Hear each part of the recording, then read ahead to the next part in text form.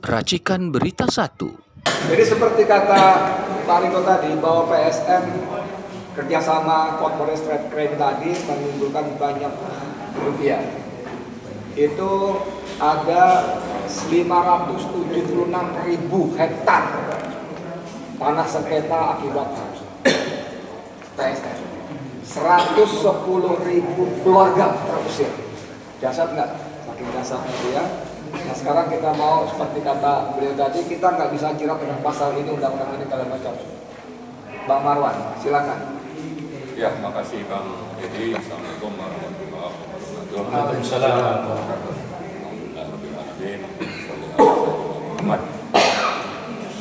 Memang setelah Jokowi berkuasa, maka level kejahatan ya state corporate crimes itu meningkat. Ini catatan pertama kita. Artinya bahwa kenapa penjahat-penjahat dari sisi pengusaha hitam itu, oligarki hitam itu bisa semakin leluasa untuk misalnya mengambil berbagai sektor-sektor yang akan menguntungkan mereka sekaligus merugikan rakyat, itu semakin leluasa karena memang Jokowi bukan membela rakyat, bukan menjaga kedaulatan negara, tapi justru berkomplot. Itu hal kedua.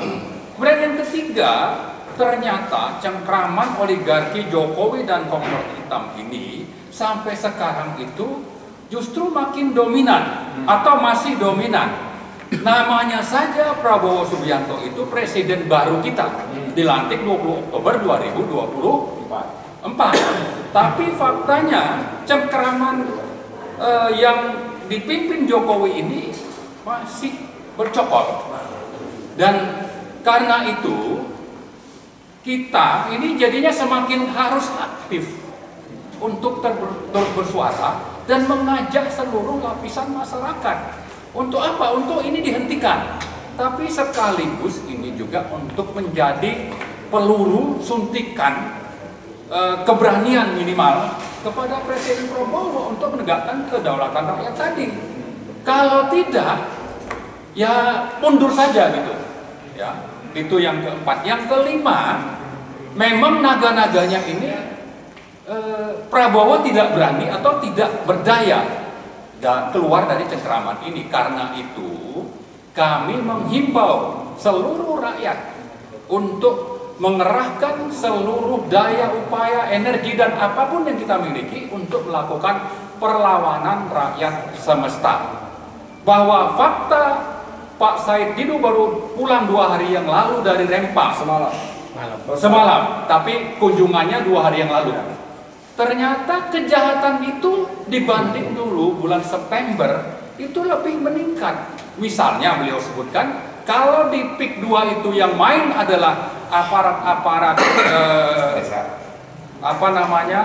keamanan, ya artinya polisi, artinya Trunojoyo, artinya Sigit, ya maka di Rempang itu konon ini ada bau-bau tentara yang main, aparat pertahanan negara. Jadi sektor keamanan polisi itu main di PIK, kemudian kalau sektor pertahanan negara tentara itu main di Rempang.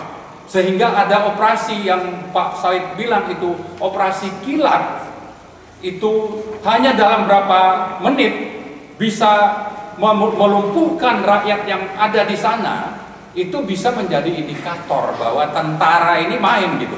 Nah tapi ini kita bicara oknum lah ya. Tapi saya kira oknum tentara ini kan punya panglima, dan panglima tertingginya itu adalah Prabowo, presiden dan bekas tentara pula. Ini Pak Prabowo harus tunjukkan bahwa dia presiden, dia panglima tertinggi, maka tertibkan ini dan bela rakyat di Rempang misalnya. Nah itu hal yang kelima. Yang terakhir saya kira, setelah menghimbau, mari kita susun strategi bagaimana supaya perlawanan rakyat semesta ini bisa menghasilkan sesuatu yang signifikan. Apa yang signifikan itu? Satu, bahwa PSN PIK 2 dibatalkan, termasuk proyeknya. IKN juga sama, Rempang juga sama, harus dibatalkan. Dan itu, soal batal itu, Pak Prabowo tinggal perintahkan Menko Perekonomian. Ya, kalau tidak mau terbitkan saja Perpres atau Kepres batal, dan saya yakin itu rakyat akan berada di belakang Pak Prabowo.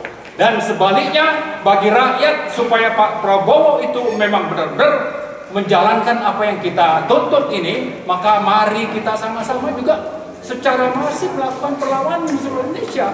Mari sama-sama, jangan biarkan ini terus berlangsung. Daulat rakyat itu ada di tangan oligarki, ada di tangan state corporate crimes yang awalnya dipimpin oleh Joko Widodo dan sekian banyak komrad hitam.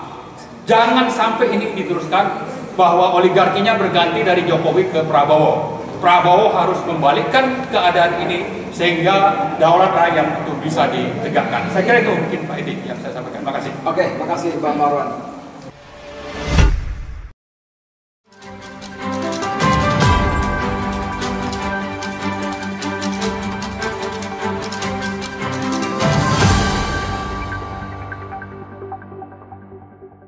Racikan Berita 1.